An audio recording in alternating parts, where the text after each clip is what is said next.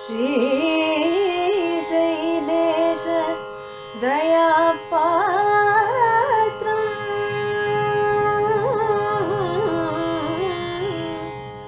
धीभक्त्यादिगुणार्णवम्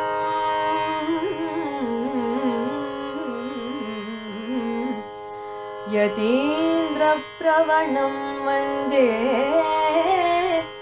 रम्यजामातरं मुनिम्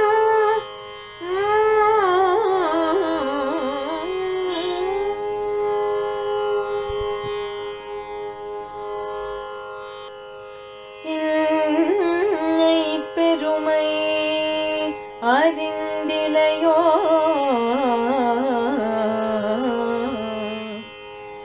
ஏழை நெஞ்சே இன்னைக்கென்னேத்தமெனில் உரைக்கேன் நன்னி புனை பல்லாண்டு பாடிய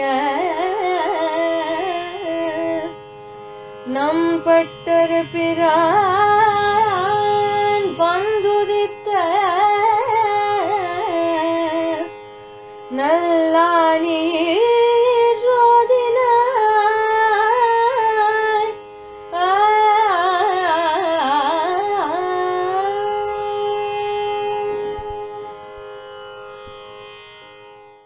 ஸ்ரீமதே ராமானுஜாய நமஹ. ஸ்ரீமத் வரவரமுனையே நமஹ. ஆழ்வார் எம்பெருமானார் ஜீயர் திருவடிகளே சரணம்.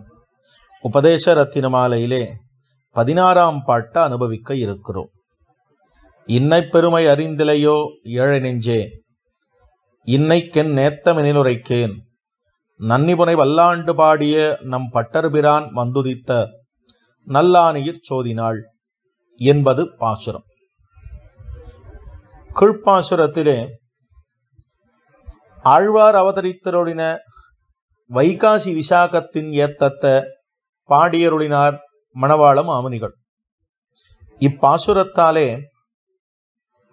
பட்டர்பிரான் என்று பெயர் பெற்றிருக்கிற பெரியாழ்வாருடைய ஏத்தம் காட்டப்படுகிறது. இந்த பாசுரம் தொடக்கமாக 5 பாசுரங்களாலே பெரியாழ்வாருடைய ஏத்தத்தை பேசுகிறார் மணவாள மாமுனிகள். ஆழ்வார்கள் எல்லாரையும் போலல்லர் பெரியாழ்வார் என்கிற பிரபாவத்தை உணர்ந்து மாமுனிகள் பெரியாழ்வாருடைய வைபவத்தை 5 பாசுரங்களாலே பாடத் துவங்குகிறார். அதை எண்ணி அந்த 5 பாசுரங்களிலே முதல் பாசுரம் பெரியாழ்வார பாடும்படியான பாசுரம் இது. இன்னை பெருமை அறிந்தலையோ, ஏன் மற்ற ஆழ்வார்களை விட பெரியாழ்வாருக்கு எப்படிப்பட்ட ஏத்தம் என்னால் திருப்பாவையினுடைய அவதாரிகையை காட்டுகிற போது தேகாத்மாபிமானிகளுக்கும் ஆத்மஸ்வரூபம் கைவந்திருக்கும் ரிஷிகளுக்கும் பர்வத பரமாணு ஓட்டை வாசி போரும் என்று காட்டப்படுகிறது பெரியவாச்சான் பிள்ளையாளே. இப்போ இந்த பர்வத பரமாணு ஓட்ட வாசி போரும்னு என்ன அர்த்தம்? பர்வதம்னா மலை, அணு. இந்த அணுவுக்கும் மலைக்கும் என்ன வித்தியாசமோ அப்படிப்பட்ட வித்தியாசம் தேகாத்மாபிமானிகளான நமக்கும் ரிஷிகளுக்கும் என்று காட்டப்பட்டது.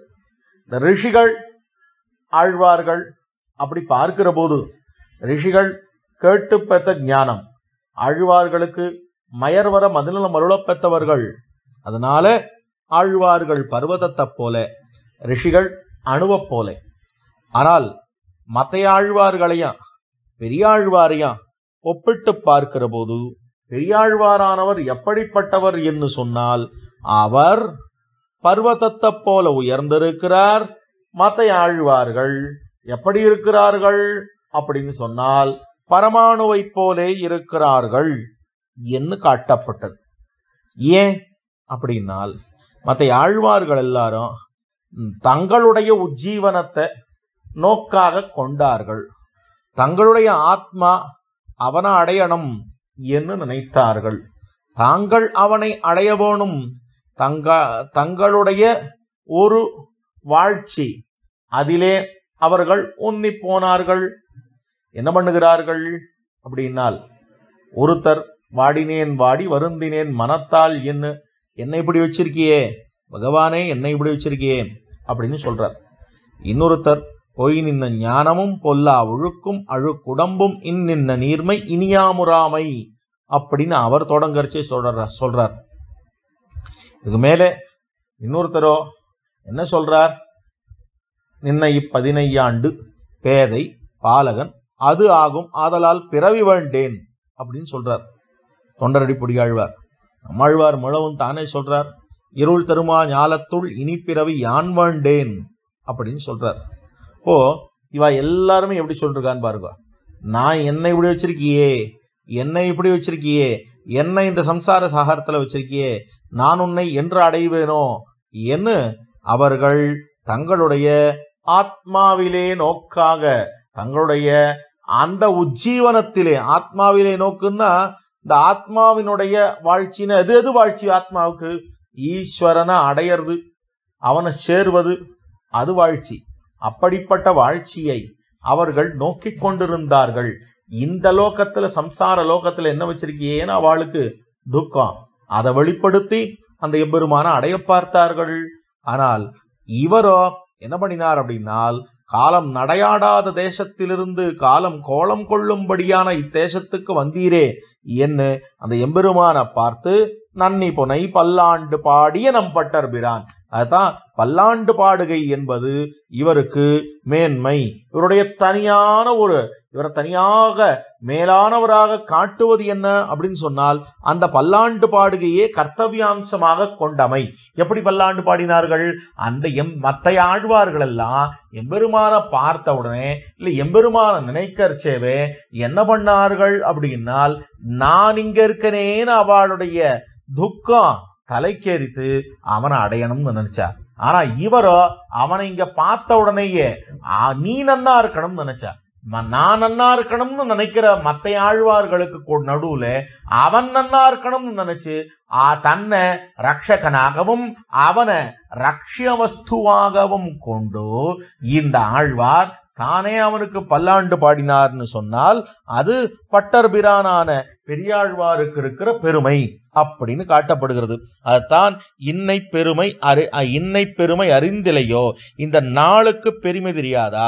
கீழ்ச்சொன்ன நட்சத்திரங்களுக்கும் இதுக்கும் வித்தியாசம் தெரியலையா? இது பர்வத பரமானு ஓட்ட வாசி உண்டு எதுனால் மற்ற ஆழ்வார்களுக்கும் இவருக்கும். அதனால மற்ற ஆழ்வார்கள் அவதரிச்ச நட்சத்திரத்துக்கும் இந்த நட்சத்திரத்துக்கும் திருநட்சத்திரத்துக்கும் அவ்வளவு வித்தியாசம் உண்டு என்ன காட்டப்பட்டிருக்கிறது. அப்போ அறியாமைக்கு ஹேத்து என்ன? இந்த அறியாமைக்கு காரணம் என்ன? உன்னுடைய ஏழைத்தன்மை என்றோ என்ன சொல்லி இன்றைக்கு, அதாவது நன்னி புனை பல்லாண்டு பாடிய, அதாவது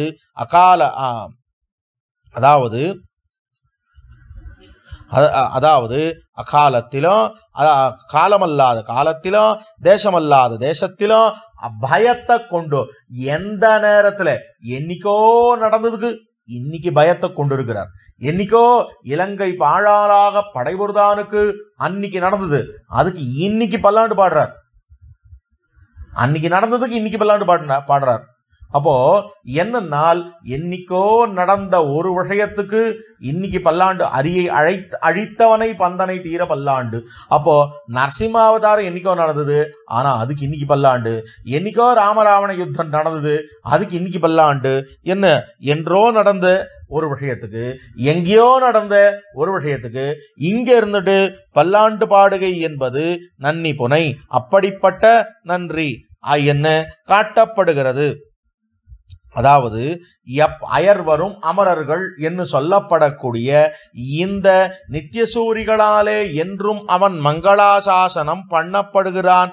அப்படிப்பட்ட வஸ்துவை பார்த்து கலிசாம்ராஜ்யம் பண்ணுகிற சம்சாரத்திலே எதிரம்பு கோர்த்து கொண்டிருப்பவர்கள் மத்தியிலே நீரோ வந்து நிற்கிறீரே என்ன பல்லாண்டு பாடினார். அதுதான் நன்னி புனை பல்லாண்டு பாடிய. இந்த பல்லாண்டு பாடுறதுக்கு காரணம் என்ன அப்படின்னால், காலம் நடையாடாத தேசத்திலிருந்து காலம் கோலம் கொள்ளும்படியான தேசத்திற்கு வந்தீரே என்ன அவர் பல்லாண்டு பாடுகிறார். பாண்டிய வல்லபதேவன் சபையிலே பரத்வ நிர்ணயம் பண்ணினார் பெரியாழ்வார். அதை பார்க்கணும்னு பெருமானுக்கு ஆசை. இவர் பண்ணினாரே, இவருக்கு நடக்கக்கூடிய அந்த பெருமைகளை பார்க்கணும், அதுக்கப்புறம் நடக்கிற பெருமையெல்லாம் பார்க்கணும். இவரை பட்டத்து ஆன மீது அந்த ராஜா அழிச்சுட்டு போறான். அந்த ராஜா அவருக்கு மரியாதை பண்றான், அதை பார்க்கணும்னு ஆசை.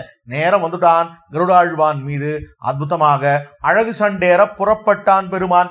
அவரை பார்க்கிறான். பார்த்த உடனே அவரை அங்கே அற்புதமாக பெருமான் கருடாரூடனாக சேவை சாதிக்கிற போது, பறவையேறு பரம்பொருடா நீ என்னை கை கொண்டவன் என்கிற ரீதியிலே இவர் பறவையேறு பரம்பொருடனானவன் அவர் கண்முன்னே தோன்றுகிற போதோ பார்க்கிறார். பார்த்த உடனே நம்ம என்ன பார்ப்போம், பகவானை பார்த்த உடனே ஒரு லிஸ்டே வச்சிருப்போம். நேர பகவான் வரான்னு வச்சுப்போம், ஒரு லிஸ்டே வச்சிருப்போம். எனக்கு இது வேணும், அது வேணும், இப்படி இருக்கு, அப்படி இருக்கு, நான் இப்படி இல்லை, அப்படி இல்லை, எனக்கு நல்ல வேணும், வேலை வேணும், நல்ல பணம் காசு வேணும், நல்ல கல்யாணம் நடக்கணும், குழந்தை குட்டியோட இருக்கணும், பங்களா வேணும், கார் வேணும், வேலைக்கு ஆட்கள் வேணும், இதெல்லாம் நம்ம கேட்டுருப்போம். ஒழிய நம்ம என்ன பண்ணுவோம், அவன் இடத்துல போய் இல்லை இதுக்கு மேல ஒரு ஞானியா இருந்தா என்னுடைய ஆத்மாவை நான் அனுபவிச்சுக்கணும் அப்படின்னு சொல்லுவான். அப்படி இல்லாம ஐஸ்வர்யம் வேணாம், கைவல்யம் வேணாம், இல்ல ஒன்ன அனுபவிக்கணும்னு சொல்லுவான். இந்த லோகத்துல என்ன வச்சிருக்கியே, ஒன்ன அடையணும்னு சொல்லுவான். ஆனால் இது இவ எல்லாருமே ஏதோ ஒரு விஷயத்துல தன்னோட நன்மை, தன்னோட வாழ்ச்சி என்ன இருக்கக்கூடியவர்கள்.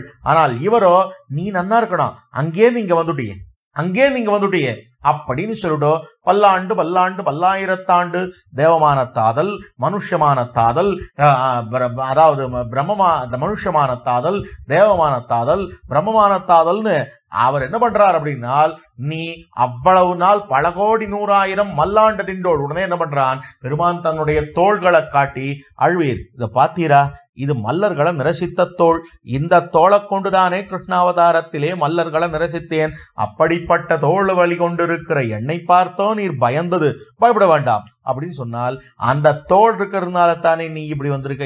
இது என்ன, அந்த தோளுக்கும் சேர்த்து பல்லாண்டு பாடுறேன், என்ன தோளுக்கு பல்லாண்டு மல்லாண்ட தின்றோள் மணிவண்ணா உன் சேவடி செவ்வி திருக்காப்பு அடியோமோடும் நின்னோடும் பிரிவின்னி 1000 பல்லாண்டு வடிவாயினின் வலமார்பினில் வாழ்கின்ற பிராட்டிக்கும் பல்லாண்டு பாடினார். கஸ்ரீஹி ஸ்ரீயஹான்னு சொல்லப்படக்கூடிய இவள் எவன் திருமார்பிலே இவள் இருக்காளோ அவன் தான பரமபுருஷன் என் திருமார்பில் இருக்கா அப்படின்னால், அடுத்தது வடிவாயினின் வலமார்பினில் வாழ்கின்ற மங்கையும் அவளுக்கும் பல்லாண்டு பாடினார். பல்லாண்டு வடிவார் சோதி. உடனே பெருமான் என்ன பண்ணான், தன்னுடைய சக்கராயுதத்தை எடுத்து இதோ பாரும், இது கை சக்கர தன்னல்னு சொல்லக்கூடிய இந்த கையில இருக்கக்கூடிய சக்கராயுதம், இதை நான் நினைச்ச மாத்திரத்திலேயே எதிரிகளை அழிச்சுடும். கோட்டி சூரிய சமப்பிரபனாக இருக்கக்கூடிய இந்த சுதர்சனாழ்வான் கையில இருக்கான். அப்ப என்ன பயம் ஆழ்வீரோமுக்கு அப்படின்னால், அந்த சக்கராயுதத்துக்கும் பல்லாண்டு பாடினார். அப்போ சுடராழியும் பல்லாண்டு அப்படின்னு சொன்னார். சொன்ன உடனே இதாவது என் கையை விட்டு ஒரு க்ஷணகாலம் போயிட்டோ, இந்த சக்கரமானது மற்றவாளை கொண்டுட்டு வருது, ஆனா என் கையில இருக்கக்கூடிய இந்த சங்கம் இருக்கே சகோஷோ தாஷ்டிராஷ்டிரானாம் ஹிருதயானி வியதாரயது அப்படின்னு சொல்லக்கூடிய இந்த சங்கை எடுத்த ஊதின உடனேயே திருதராஷ்டிராதிகள் எல்லாரும் அழிஞ்சு கொடுத்துட்டாங்க. அப்படி இருக்கக்கூடிய இந்த சங்கம் பாஞ்சசன்யம் இருக்க சேவா உங்களுக்கு பயம் அப்படின்னால், இல்ல அந்த பாஞ்சசன்யத்துக்கும் பல்லாண்டு அப்படின்னு சொல்றாரு. அப்ப நேர பாக்குறாரு பெருமானை நேர பார்த்து இப்பாஞ்ச சன்னியம்னு சொல்லலாம். பெருமாள் நேர தன்னுடைய சங்க காட்டுறான், இப்பாஞ்ச சன்னியம்னு நான் சொல்லலாம். அப்படி இல்லாமல் அது என்ன அப்பாஞ்ச சன்னியம்னால், இத்தனை நேரம் பெருமாளை பார்த்து பல்லாண்டுன்னு பாடிட்டு இருந்தார். அவருக்கே கடைசியில சந்தேகம் வந்துட்டுதான், நம்ம கண்ணே எங்கேயாவது இவன் மேல பட்டுட்டு போறதே, நம்ம கண் திருஷ்டி பட்டுட்டு போறதே, அதனால நாம் இவனுக்கு பல்லாண்டு பாடுகிற போது இவனை நம்ம பார்த்தா இவனுக்கு கண் திருஷ்டி பட்டுடும் அப்படின்னு தன்னுடைய திருமுக மண்டலத்தை திருப்பிக் கொண்டு பெரியாழ்வார் அந்த எம்பெருமான பார்க்காமலே அப்பாஞ்ச சன்னியம்னு சொன்னார். அப்படின்னா என்ன அர்த்தம் அப்படின்னால், தனக்கு தன்னுடைய பார்வையினால திருஷ்டி ஏற்பட்டுடுமோ, காலம் நடையாடாத தேசத்திலிருந்து காலம் கோலம் கொள்ளும்படியான தேசத்திற்கு வந்தானே, அப்படிப்பட்ட அந்த எம்பெருமானுக்கு என் வருமோ என்று பயந்து பல்லாண்டு பாடினமை இருக்கிறதே, அப்படிப்பட்ட நன்னி புனை பல்லாண்டு பாடிய நம் பட்டர்பிரான் அப்படின்னு சொன்னால், அவர்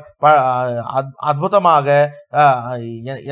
எந்த குலத்திலே, அதாவது பட்டர்பிரான் அப்படின்னு சொன்னால் பெரியாழ்வார குறிக்கிறது. அந்த பெரியாழ்வார் வந்துதித்த, அவர் எழுந்துள்ள இருக்கக்கூடிய வந்து அவதரித்திருக்கக்கூடிய நல்ல ஆனி மாசத்திலே, நன்மை மிகுந்திருக்கிற ஆனி மாசத்திலே சுவாதி நட்சத்திரத்திலே அந்த நாளை தெரிந்து கொள்வாயாக, அறிந்து கொள்வாயாக என்று இன்னை பெருமை அறிந்திலையோ அறிந்து கொள். எத்தை பத்தி அப்படின்னால் நன்னிபுனை பல்லாண்டு பாடிய நம் பட்டர் பிரான் வந்துதித்த நல்லாணியில் சோதினாளை பத்தி அறிந்து கொள் அறிந்து கொள் என்று பாசுரம் பாடக்கூடிய விஷயம்தான். இந்த பாசுரத்தாலே மாமுனிகள் முதல்ல பெரியாழ்வார் பல்லாண்டு பாடின பெரியாழ்வாருடைய நட்சத்திரத்தை கொண்டாடுகிறார். அடுத்த பாசுரத்தை நாளை அனுபவிப்போம் என்று சொல்லி அமைகிறேன்.